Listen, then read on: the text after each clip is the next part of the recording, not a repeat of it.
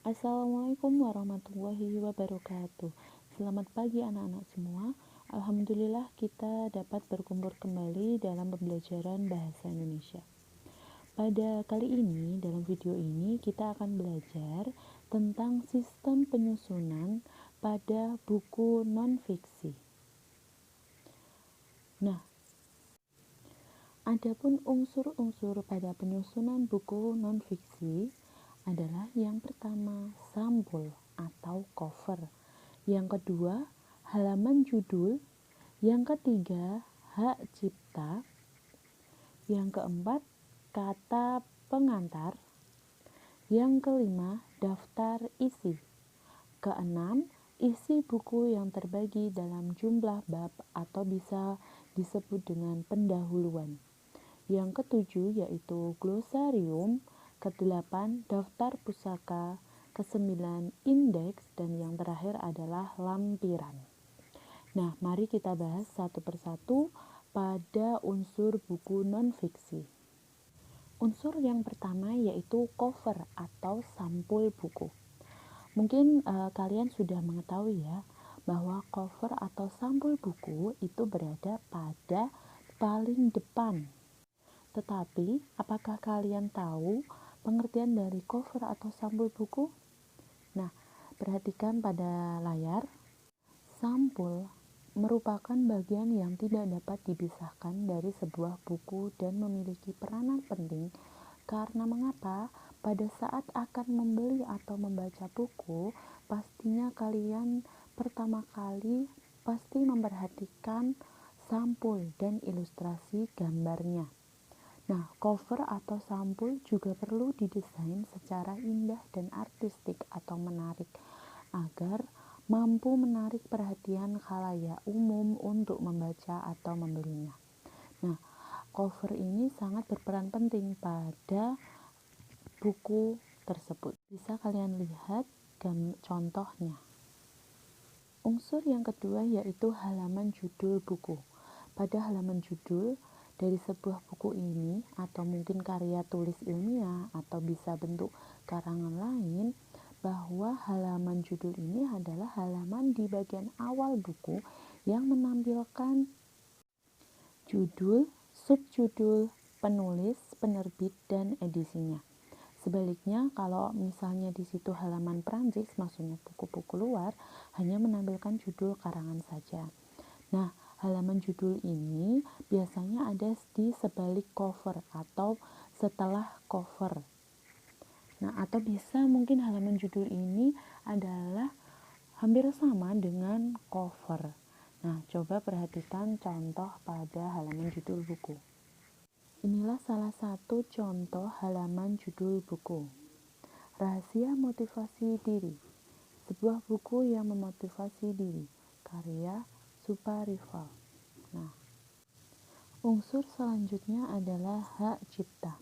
Hak cipta adalah hak eksklusif pencipta atau pemegang hak cipta untuk mengatur, mengumumkan, atau memperbanyak penggunaan hasil penuangan gagasan. Mengapa dalam setiap buku atau karya sastra ilmiah harus menggunakan hak cipta?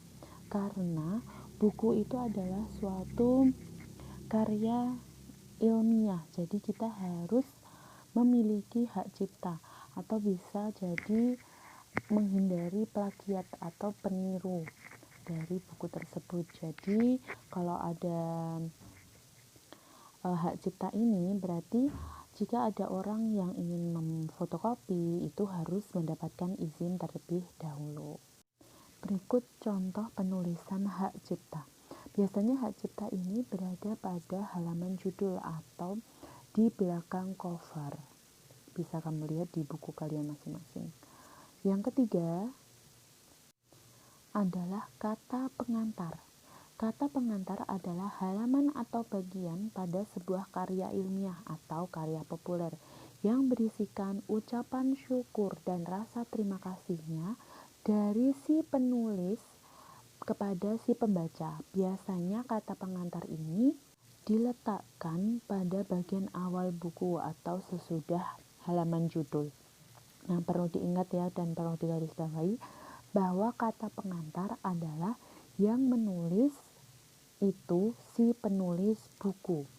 Karena ada beberapa buku yang menggunakan prakarta, bukan menggunakan kata pengantar. Jika prakata itu yang menulis adalah penerbit. Jadi penerbit yang menulis ucapan syukur dan rasa terima kasihnya. Tapi kalau kata pengantar itu si penulisnya. Biasanya terdapat di bagian akhir prakata. Coba perhatikan contoh tersebut. Nah, kalau ini kata pengantar ya, jadi di bawahnya itu adalah tanda tangan si penulis yang mengungkapkan rasa terima kasihnya. Kalau tanda tangannya itu penerbit, berarti dia nanti prakata. Selanjutnya adalah unsur daftar isi. Daftar isi merupakan urutan judul pada tiap bab beserta halaman yang terdapat pada sebuah buku atau bentuk tulisan lainnya. Fungsi daftar isi ini yaitu untuk memudahkan kita mencari judul penulisan secara cepat tanpa harus kita mencari satu lembar dalam buku. Nah, ini ada contoh daftar isi. Daftar isi ini biasanya ada setelah kata pengantar. Nah, lanjut ya. Unsur selanjutnya yaitu isi buku yang terbagi jumlah per bab atau pendahuluan. Nah, berisi penjelasan awal mengenai isi buku tersebut, sehingga pembaca memiliki gambaran awal tentang materi tersebut. Nah, perhatikan contoh pendahuluan pada buku atau karya ilmiah. Contohnya seperti ini, biasanya ada di awal, bab 1, bab 2, nah setiap bab itu mesti ada penjelasan awal atau pengertian yang mendasari atau judul dari setiap bab tersebut. Unsur selanjutnya yaitu glosarium.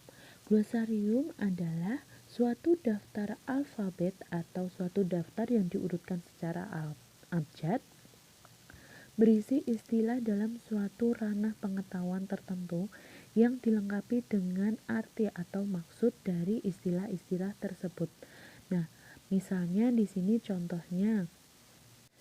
Nah, ini berisi istilah-istilah penting pada suatu buku sastra dan ilmu sastra.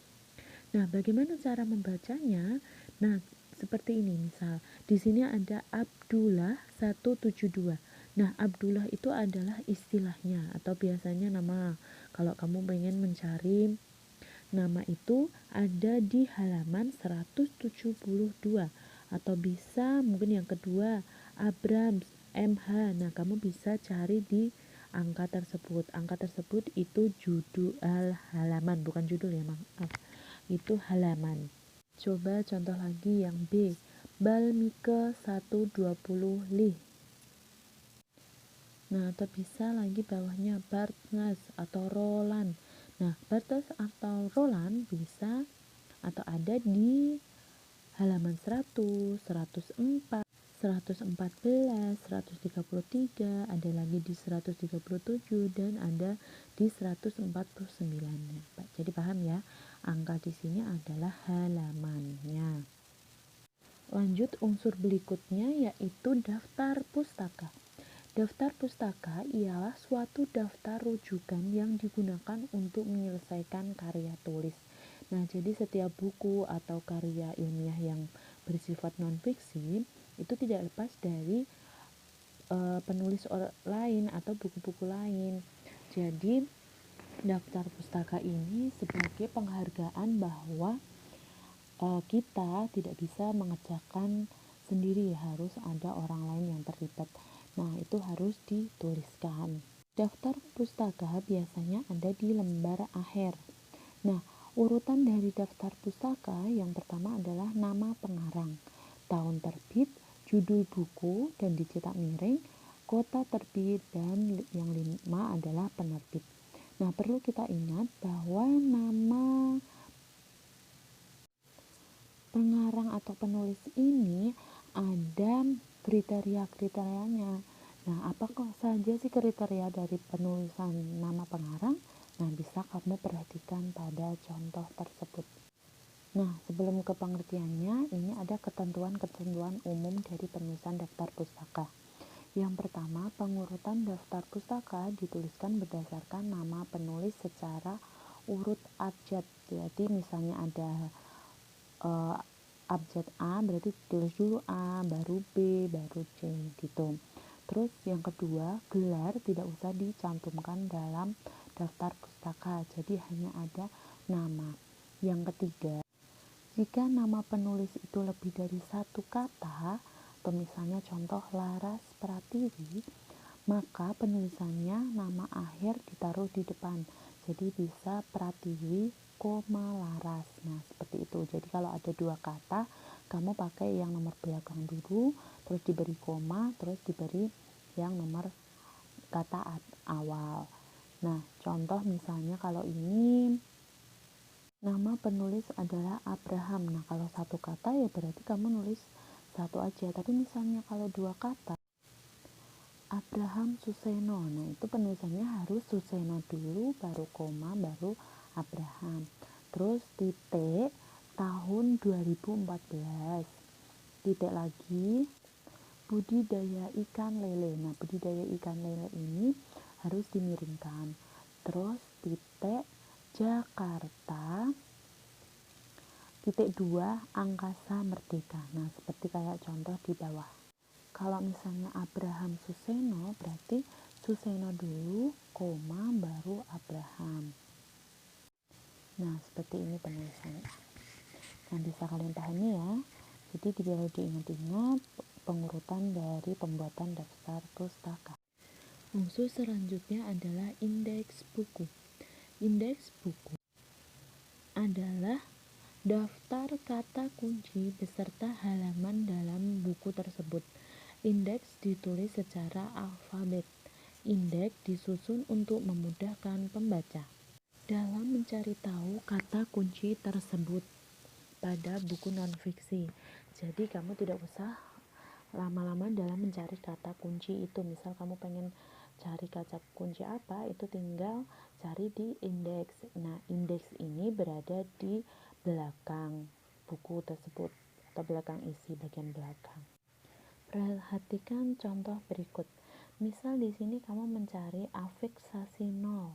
Nah, afiksasi nol ini terdapat di halaman 195.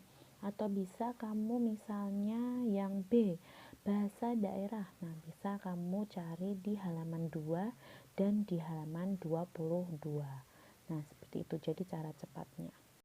Selanjutnya adalah lampiran. Lampiran adalah halaman tambahan.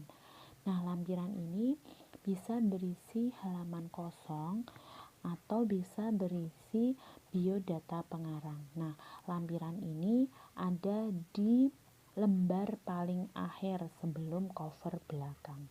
Nah, itu tadi unsur-unsur buku non-fiksi. Nah, sekian dari video kita hari ini. Semoga video ini dapat membantu kamu dalam belajar. Jangan lupa untuk like video ini dan subscribe channel ini. Semoga video ini, video-video yang Buras buat bisa membantu kalian. Terima kasih. Wassalamualaikum warahmatullahi wabarakatuh.